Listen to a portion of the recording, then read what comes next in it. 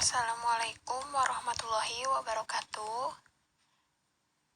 Saya dari kelompok 3 yang terdiri dari oleh saya sendiri, yaitu nama saya Yusra Madani, NIM 0506192016, beserta teman saya Tria Wardani dengan NIM 0506193215. Di sini kami akan membahas tentang rekrutmen.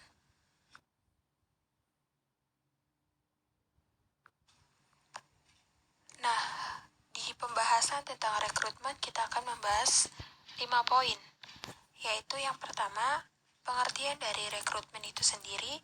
Yang kedua, yaitu alternatif apa atau tindakan apa selain rekrutmen yang dapat dilakukan. Yang ketiga, yaitu sumber dan metode internal. Yang keempat, yaitu sumber dan metode rekrutmen eksternal. Yang kelima, hambatan dalam melakukan rekrutmen.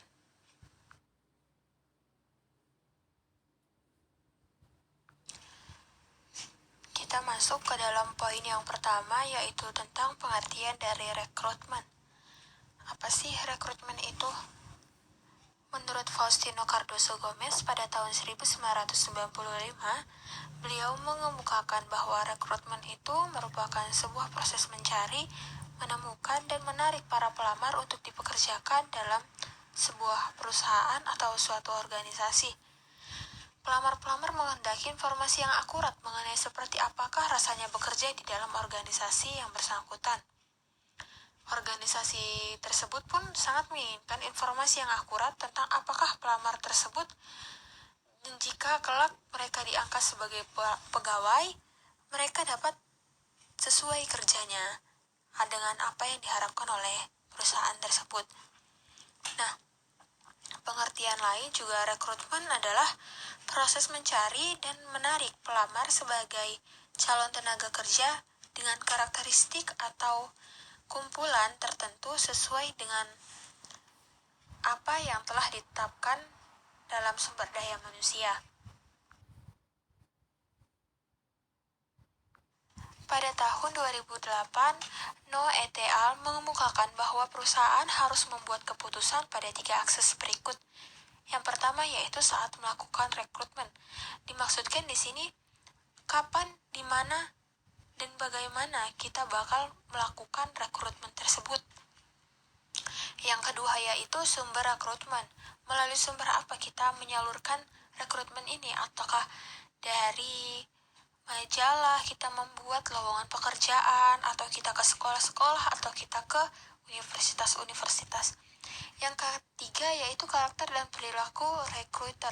Di sini kita sebelum melakukan rekrutmen, kita sudah membicarakan bagaimana dan karakter seperti apa yang harus kita pekerjakan di perusahaan kita.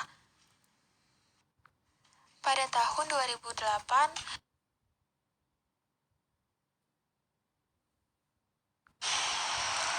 kita masuk ke dalam proses rekrutmen. Di sini mempunyai 2 tahap, yaitu penyusunan strategi untuk merekrut dan juga pencarian pelamar-pelamar kerja. Yang pertama, penyusunan strategi untuk merekrut. Dalam strategi ini, peran Departemen Sumber Daya Manusia bertanggung jawab dalam menentukan kualifikasi pekerjaan. Bagaimana karyawan itu direkrut, di mana tempatnya, dan kapan pelaksanaan, dan karakteristik para perekrut. Yang kedua yaitu pencarian pelamar-pelamar kerja. Banyak atau sedikitnya pelamar dipengaruhi oleh usaha dari pihak perekrut, terutama dalam menginformasikan lowongan. Dengan salah satu caranya yaitu seperti membuat iklan lowongan pekerjaan di koran, lalu mencari pekerja ke universitas-universitas, dalam arti mencari mana mahasiswa terbaik, lulusan terbaik dari universitas tersebut agar dipekerjakan dalam perusahaan.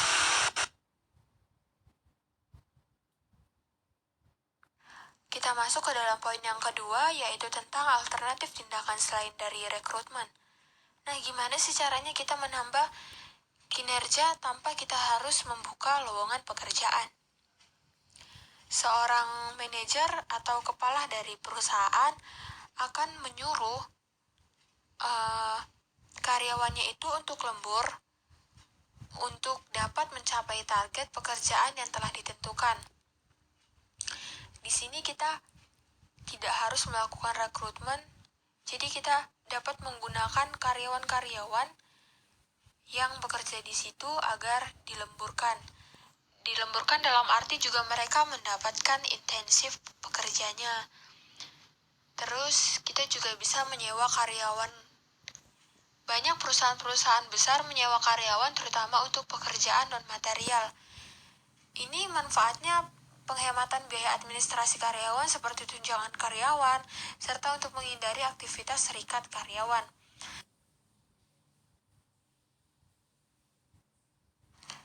Kita masuk ke dalam poin yang ketiga, yaitu sumber dan metode dalam internal. Sumber-sumber internal itu meliputi karyawan yang ada sekarang yang dapat dicalonkan untuk dipromosikan, dipindahkan tugas, atau dirotasi tugasnya, serta mantan karyawan yang dikaryawankan atau dipanggil kembali.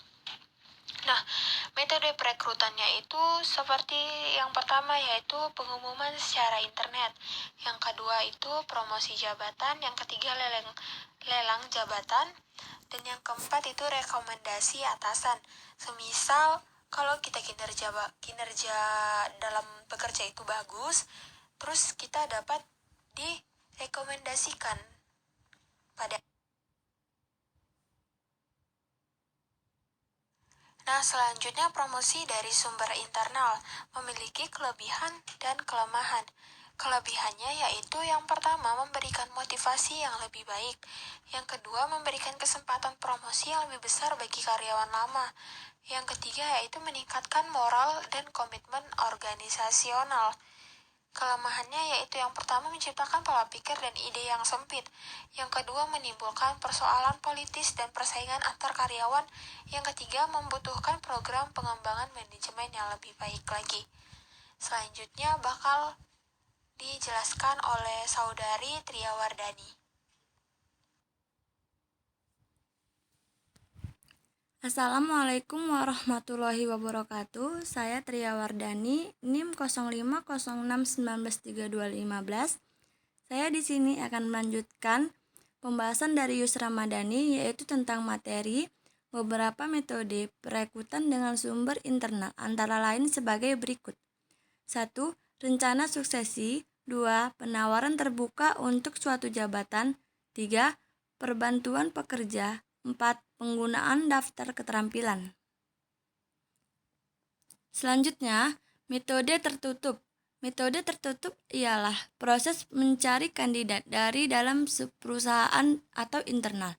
Hal ini bisa dicapai dengan cara vertikal, promosi atau demosi, atau cara horizontal, rotasi atau pindah divisi tanpa naik atau turun jabatan. Metode terbuka ialah pencarian kandidat dengan menggunakan media di luar internal perusahaan sendiri. Selanjutnya, D. Sumber dan metode rekrutmen eksternal. Beberapa sumber yang dapat digunakan dalam perekrutan eksternal seperti yaitu A. Lembaga pendidikan. B. Teman atau anggota karyawan. C. Lamaran terdahulu yang telah masuk. D. Karyawan perusahaan lain. Selanjutnya, pengangkatan dari sumber eksternal. Pengangkatan dari sumber eksternal terbagi dua, yaitu kelebihan dan kelemahan. Kelebihannya ialah 1. Memberikan ide dan pandangan baru. 2. Memungkinkan karyawan untuk melakukan perubahan tanpa berkepentingan. 3. Tidak banyak mengubah hierarki organisasi yang ada sekarang. Kelemahannya ialah 1. Waktu yang hilang untuk penyesuaian. 2. Menghancurkan insentif karyawan yang ada untuk pejuang meraih peluang. 3. Tidak ada informasi yang tersedia mengenai kemampuan individu untuk menyesuaikan diri dengan organisasi yang baru. E. Hambatan dan tantangan rekrutmen. Hambatan dan tantangan rekrutmen terbagi 8, yaitu 1. Tidak ada pengalaman dengan manajemen karyawan. 2. Mendapatkan kesulitan dalam mendapatkan gaji. 3. Tidak ada pelatih dan pembelajaran. 4. Anggaran perusahaan terbatas.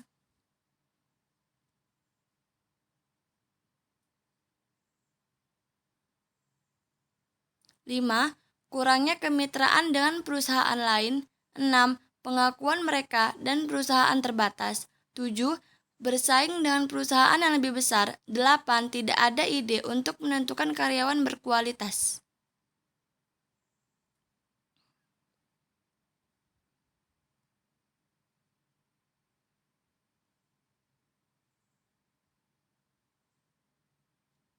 Sekian materi presentasi kami. Saya ucapkan wassalamualaikum warahmatullahi wabarakatuh. Terima kasih.